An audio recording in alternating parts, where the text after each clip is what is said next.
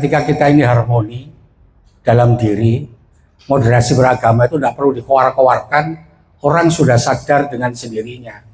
Ketika kita Ramadan bahas moderasi beragama, terus ketika kita Matsama membahas moderasi beragama, materinya moderasi beragama itu hanya satu, apa itu? Orang itu punya keteguhan hati, ketika diajak ngalor tidak mau, diajak ngidul nggak mau, ditarik ke kiri tidak mau, ditarik ke kanan tidak mau, dia lempeng ada di tengah-tengah, on the track. Orang yang seperti itu maka secara otomatis di dalam dirinya sudah muncul kedamaian. Kemarin sudah saya bahas itu. Artinya ketika kita bahas, apa yang dibahas?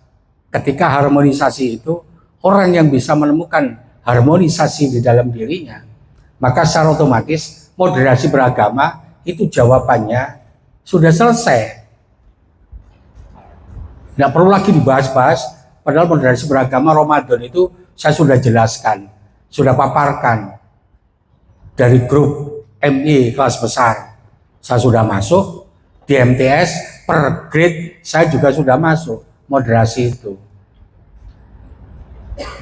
Yang gagal total hak demi Allah saya gak ridho itu ketika materi sholat. Kesempatan kita menata kembali, mengkonstruk kembali sholatnya anak-anak, termasuk sholatnya guru, kesempatannya setahun hanya 2 kali. Apa itu? Ya saat ini, Matsama itu, dan saat kegiatan Ramadan. Jangan sampai itu hilang kembali, atau hilang lagi. Makanya kemarin Perwalas buat video. Tujuannya apa? Gak akan ada lagi kelas ada di masjid. Itu jelas gak efektif.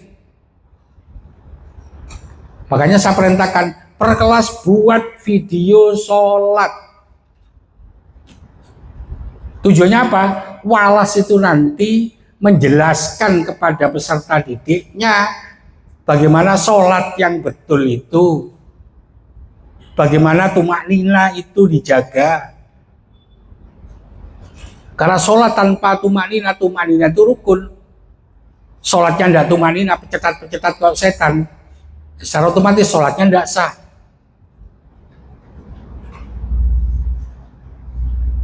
Itu ada hadis kuncinya itu. Orang yang sholat tetap dimasukkan ke neraka oleh Allah. Mengapa? Karena sholatnya tidak tumak nina. Loh, saya nggak takut itu kan? Soal urusan Kemenak moderasi beragama, urusan Kemenak ada materi ini, noreken wong kita ini sekolah merdeka. Orang yang nurut A, B, C, D itu berarti di sekolah itu tidak punya konsepsi. Sekolah itu tidak punya rujukan. Sekolah itu tidak punya daya kreasi dan daya nalar. Ketika sekolah punya daya kreasi, daya nalar, itulah sekolah yang merdeka. Kalau durasi waktu sholat itu dibutuhkan waktu yang lama sampai dengan akhirnya jam akhir Matsama itu sholat dengan durasi waktu yang lama. Artinya harmonisasi diriku, harmonisasi keluargaku, harmonisasi madrasahku.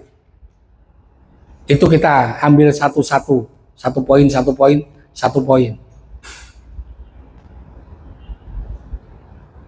Di tengah-tengahnya ketika muncul himne atau mars, diambil himne atau mars.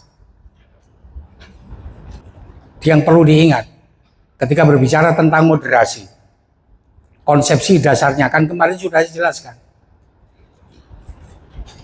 Orang itu butuh kedamaian yang ada di dalam diri. Kedamaian di dalam diri itu secara otomatis orang itu telah mencapai keseimbangan dalam dirinya. Orang yang seimbang di dalam dirinya itu namanya saja seimbang. Seimbang itu ruas kiri sama dengan ruas kanan. Ini gak percaya takokno guru-guru yang punya background basic science. Seimbang pelajaran kimia. keseimbangan reaksi misalnya. Ruas kiri pasti sama dengan ruas kanan. Kalau ruas kiri sama dengan ruas kanan, orang itu seimbang, setimbang, maka orang itu tidak bergerak ke kiri, orang itu tidak bergerak ke kanan, orang itu akan ada di tengah-tengah karena dalam dirinya seimbang. Itulah pada hakikatnya moderasi. Gak katut alur.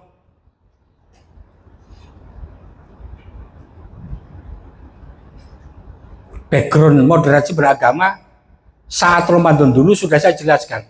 Mengapa Kemenak punya pikiran itu? Karena rata-rata orang Islam yang ada di Indonesia itu lebih menonjolkan golongannya. Dan itu hari pertama. Perihal hari bisa sama geser-geser. Oh, yang penting di sesi 1 jam pertama harmoni diriku. Kita bahas sekian jam, contoh nih harmoni diriku. Kemarin banyak saya berikan contoh itu. Yang kata Bu Esti, ketika saya suruh buat, dimasukkan di jurnal, boleh saya tambah Pak Ari? Boleh, karena apa? Saya tidak menjelaskan secara rinci dengan harapan supaya Wallace itu punya kreativitas, tahu maksudnya, tahu tujuannya, maka konsepsi mengembangkan diri itu gampang. Orang bisa harmoni diri, penyakit hati dihilangkan. Tidak mudah menjustify orang itu kikir. Sama justify orang itu kikir karena di dalam diri sampean itu ada sifat toma. Bagaimana balancing antara toma dengan kikir itu? Ya di dalam diri muncul keseimbangan. Bagaimana keseimbangannya? Jangan mudah menjustify orang itu pelit, orang itu kikir.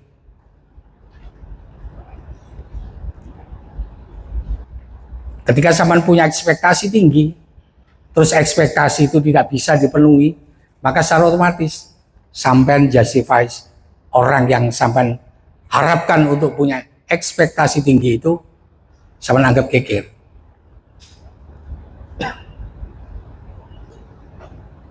Kita tidak perlu toma agar tidak gampang justify orang itu medit, kan begitu.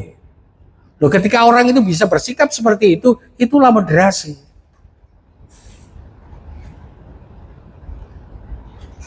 Tidak secara langsung disebutkan moderasi beragama, tapi di dalamnya itu sudah ada ajaran moderasi.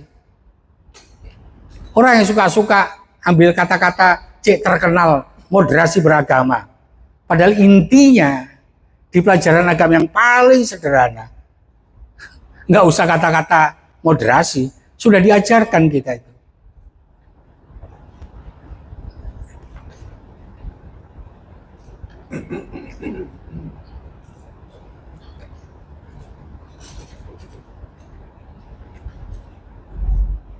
Kebinekaan sudah saya paparkan kemarin.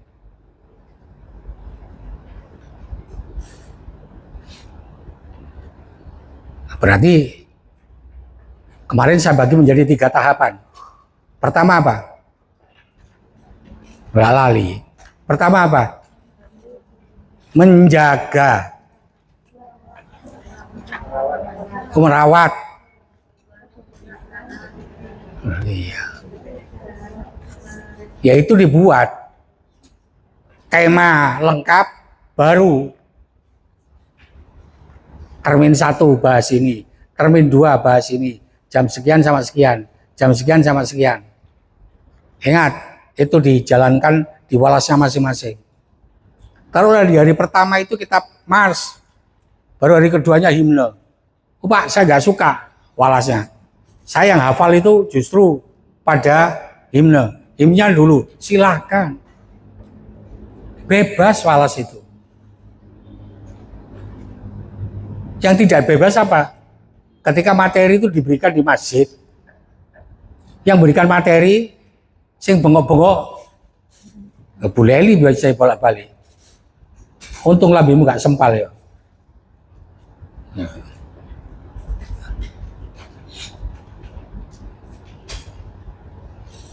Dan kembali lagi ke konteks, di tiap hari itu sholat.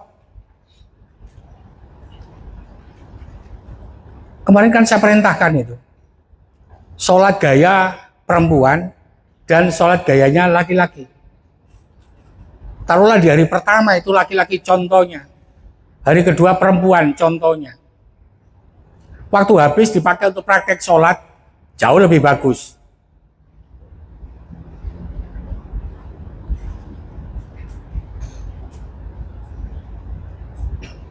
Dan jangan lupa itu, sholat itu representasi dari seluruh amalan di dunia. Sholatnya bagus, amalan yang lain bagus. Sholatnya jelek, amalan yang lain jadi jelek. Itu bukan hanya berlaku di akhirat saja, di dunia juga begitu. Ketika sampai maguguk mangutawaton, nggak mengikuti aturan madrasah, tata tertib madrasah, kelihatan itu.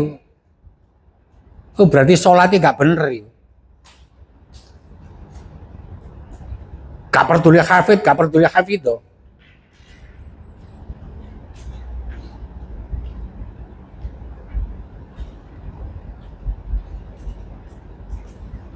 Kalau orang itu susah diatur, terus telinganya nggak bisa mendengar, itu jelas sholatnya koret-karit.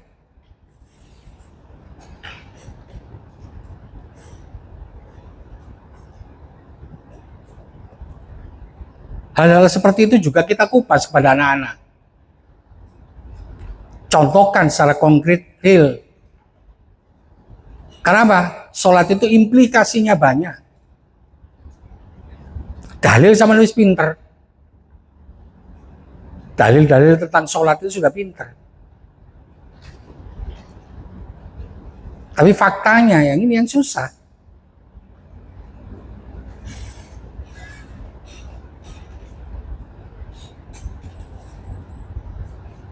Hari kedua, hari ketiga,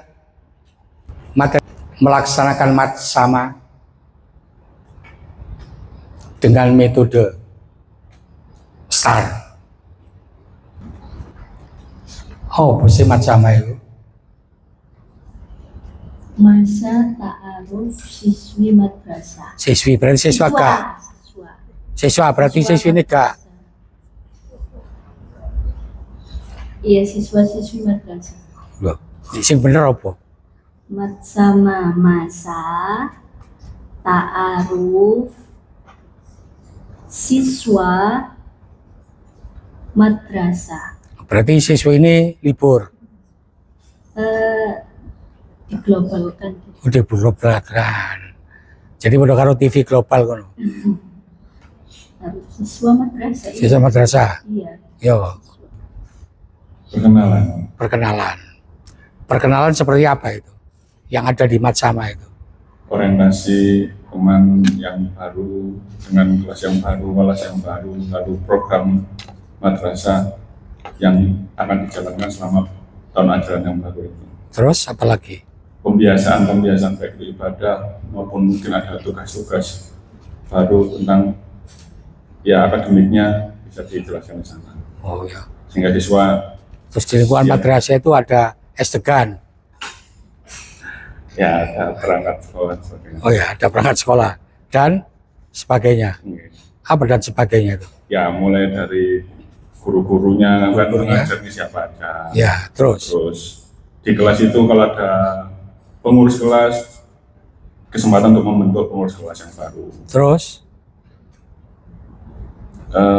Nah kalau misalkan misalnya ini adik Nayo sebenarnya bisa dimantapkan juga ibadahnya. terus Sudah, sudah ya. oh sudah.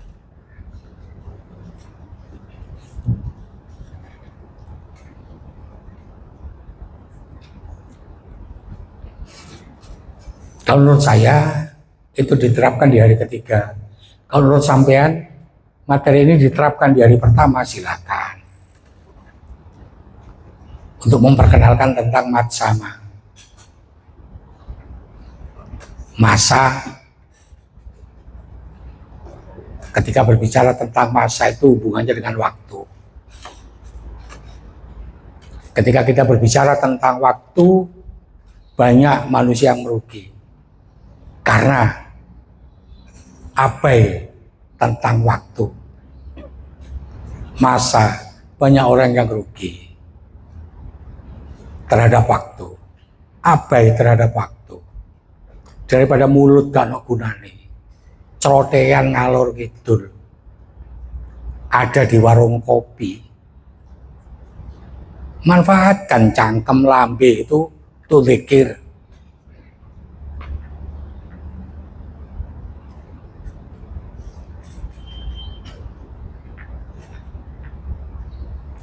Manfaatkan waktu yang tersedia, yang diciptakan oleh Allah itu untuk berkarya.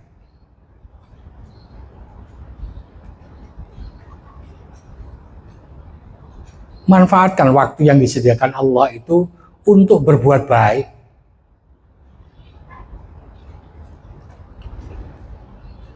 Manfaatkan waktu yang diberikan oleh Allah itu agar kita tidak dipaidu Allah. Afala ta'qilun, afala tatafakkaru. Dikai pikiran, kudune dikai mikir. Tentang apa? Kebesaran Allah. Tidak sedikit orang yang tidak bisa memanfaatkan waktu karena terlalu menuruti nafsu. Kasus Vina Cirebon sampai dengan hari ini belum menemukan titik terang. Anak-anak yang tidak bersalah yang ada di dalam penjara dan di penjara seumur hidup itu gara-garanya apa? Tidak bisa memanfaatkan waktu. Karena waktu yang dipakai mereka mulai jam 4 ritme runtutnya itu dipakai di warung minum, bukan ngopi. Sekaruan kok tak sediani di warung kopi HCL campur pakai kopi. Ciu yang diminum. Pulang maghrib belum tuntas, lanjutkan lagi minum.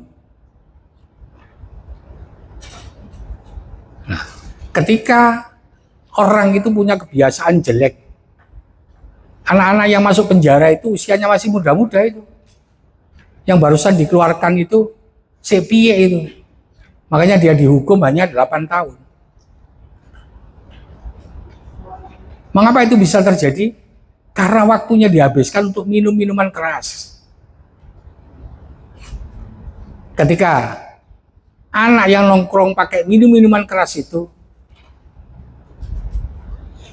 mereka dimanfaatkan oleh seseorang untuk dituduh menjadi pembunuh. Gara-gara ketangkap itu saat itu dia mabuk. Artinya apa? Allah ciptakan waktu itu untuk ibadah. Bukan dipakai untuk mabuk-mabukan. Dampaknya apa? Dia tidak bersalah, mendapatkan sanksi hukum, hukumannya seumur hidup. Yang sekarang lagi rame-rame diperjuangkan. Masa. Ketika kita berbicara tentang masa yang perlu diingat. Masa itu tidak bakalan bisa diulang kembali. Waktu dia tidak bisa memanfaatkan dan itu tidak bisa balik ulangi lagi. Yang tadi saya katakan itu kenangan terindah. Saya melihat orang iya dengan telanjang. Ketika saya ke sana lagi, makanya hadis Rasulullah, jaga 5 sebelum datangnya 5.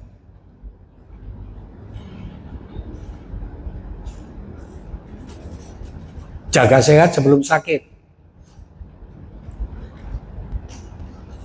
Jaga kaya sebelum miskin. Jaga sempat sebelum sempit. Ini hubungannya dengan waktu semua itu.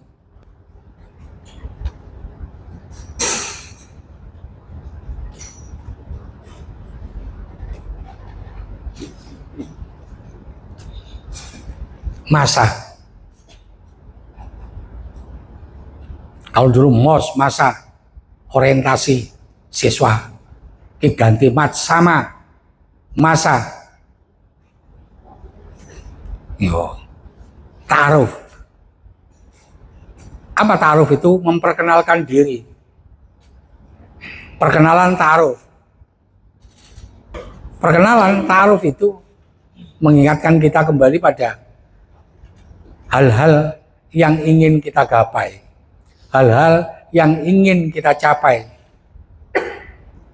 hal-hal yang ingin kita rekup. Itu ta'aruf.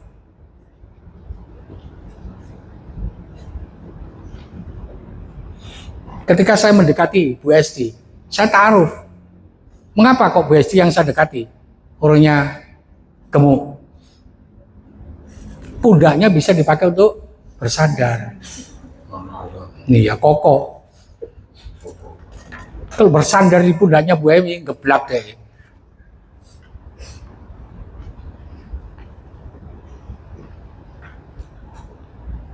Ta'aruf, perkenalan. Nah, yang perlu dibahas perkenalan itu. Pertama, sama nulis kenal durung karo pribadi sampean dhewe. Anak-anak kenal enggak dengan dirinya sendiri. Terus ketika kenal dengan dirinya sendiri, katakan perkenalan, sudahkah kalian kenal dengan seluruh karakter yang ada di anggota keluarga?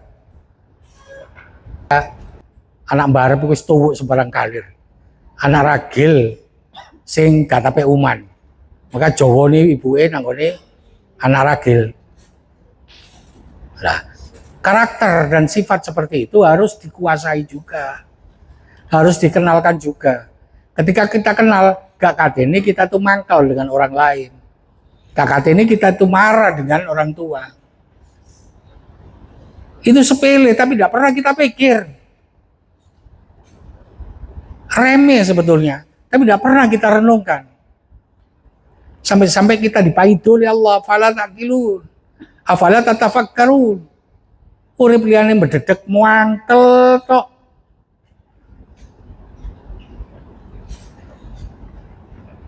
Apa mana kaya keponakan saya itu Fiandis, anak murid,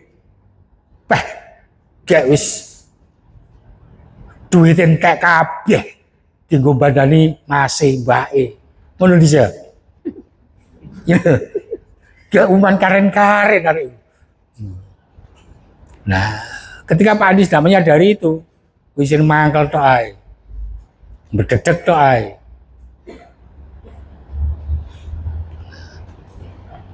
Mengapa bisa begitu? Karena dalam proses ta'aruf, dalam proses mengenal, itu tidak komprehensif, tidak menyeluruh.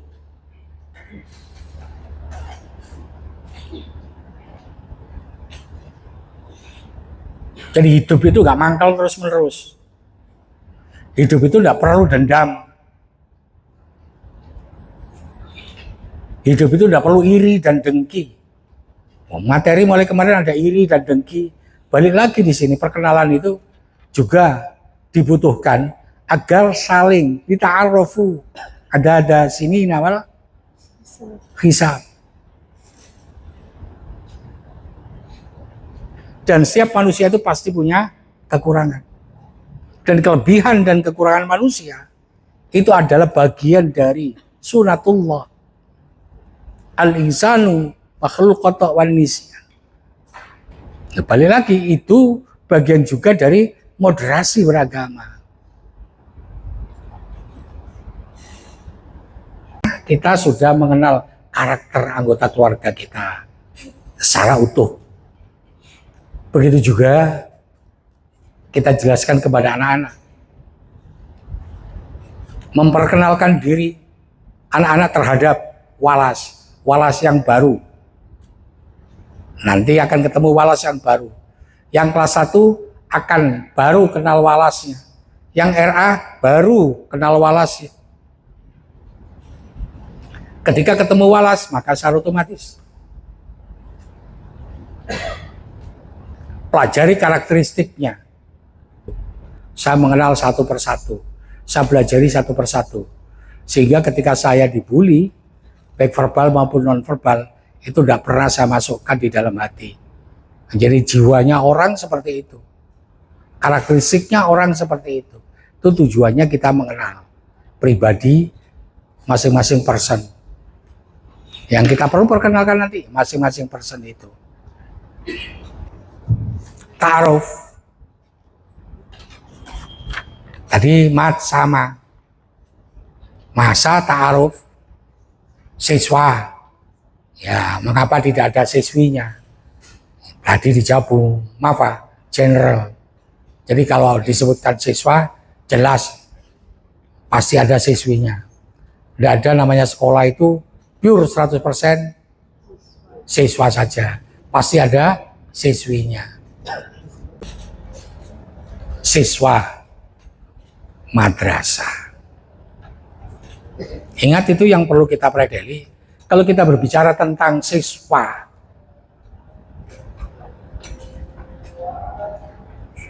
ajaran Islam itu mengisyaratkan bahwa siswa yang menuntut ilmu itu harus proaktif. Makanya ketika saya ada di lab school itu, di sana kelas itu dibuat moving. Sing butuh ilmu itu siapa? Guru tetap duduk manis ada di kelas. Moving kelas berjalan. Kenapa? Kewajiban penuntut ilmu itu proaktif, aktif. Jadi perlu saya menjelaskan kepada peserta didik. Siswa itu harus proaktif. Siswa harus mengikuti instruksi guru. Siswa harus tunduk dan taat terhadap peraturan madrasah. Siswa itu harus tunduk dan taat peraturan akademik.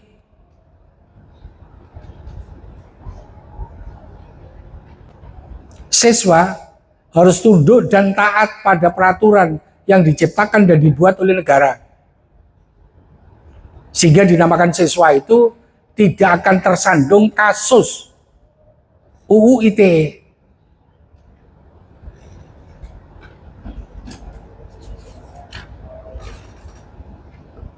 Tidak sedikit siswa yang ikut terjaring dalam operasi. Gara-gara apa?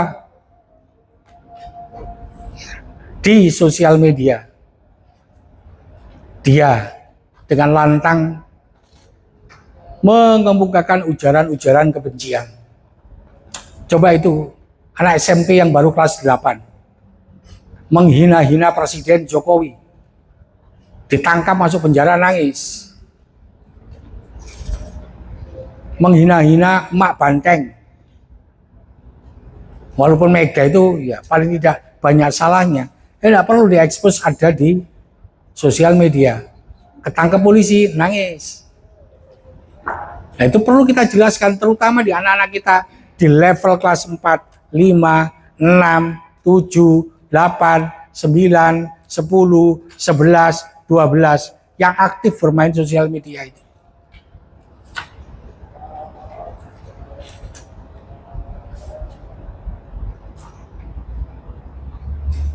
Madrasah. Madrasah yang pertama dan utama bagi kita itu adalah rumah. Gurunya ayah dan ibu. Madrasah berikutnya, ketika sekarang kita ini lagi menempuh pendidikan, maka yang dikatakan madrasah ini adalah institusi satuan pendidikan yang kita ikuti proses pembelajarannya.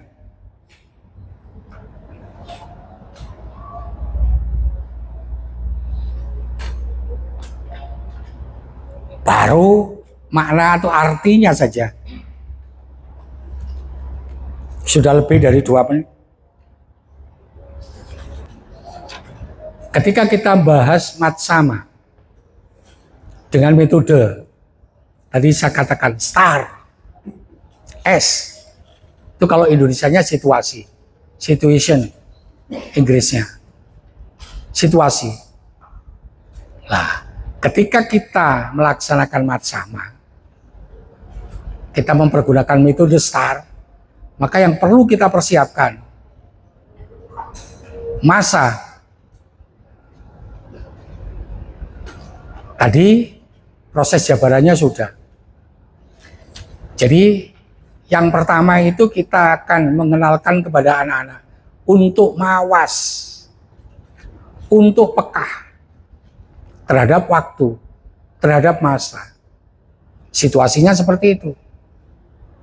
Karena kita akan menemui peserta didik yang punya keragaman berpikir yang macam-macam, yang tidak fokus pada pelaksanaan matsama.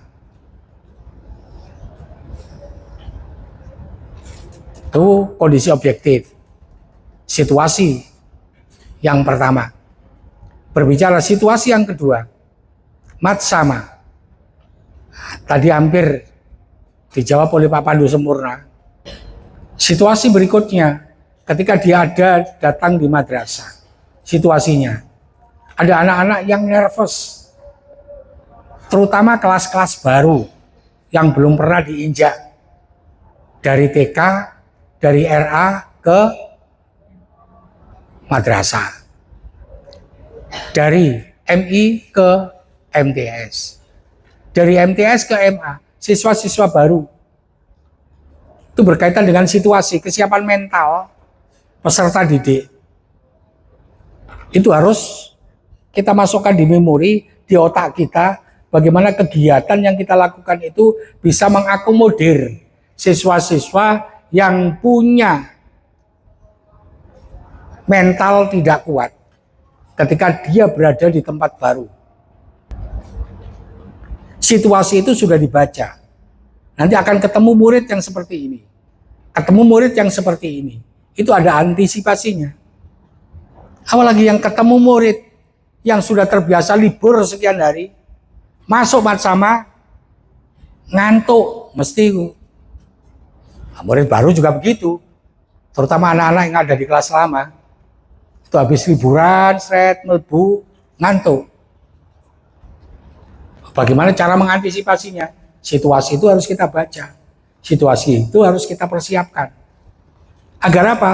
Tindakan kita yang menyertai metode STAR ke belakangnya itu kita sudah punya persiapan-persiapan untuk antisipasi. Nah, situasinya bagaimana lagi? Situasi itu harus kita kondusifkan, terutama kelas-kelas. Bagaimana keadaan kelas? Bagaimana meletakkan, memposisikan bangku? Jadi keunggulan metode STAR itu orang bisa mengantisipasi segala macam kekurangan dan mencari jalan keluar agar kekurangan itu sesegera mungkin bisa ditutup. Ketika sampean mengidentifikasi permasalahan itu, maka secara otomatis sampean bisa diantisipasi dengan menugaskan tenaga-tenaga tertentu untuk mengatasi kredit yang ada di jalan keluar masuk. Saya biasanya hari pertama itu ikut ngatur lalu lintas. Itu diantisipasi besok. Siapa saja yang ditugaskan untuk mengurai kemacetan agar tidak diprotes oleh warga kampung, ya tonggone. Apa tugas itu harus kita persiapkan tenaga secara spesifik.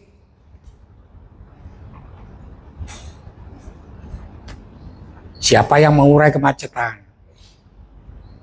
Siapa yang taruhlah ada jaga di depan kelas. Ketika ada anak yang ketika masuk ada di madrasah, kesel-kesel itu di halaman belakang atau di halaman depan. Siapa yang bertugas ke sana? Dipikir itu Bu Leli ya? Sampun. Nek ada gede-gede, kakak ini kesel. Nek arek gede-gede kesel-kesel tak dadekno petugas Pak Pandu. Takon meeting.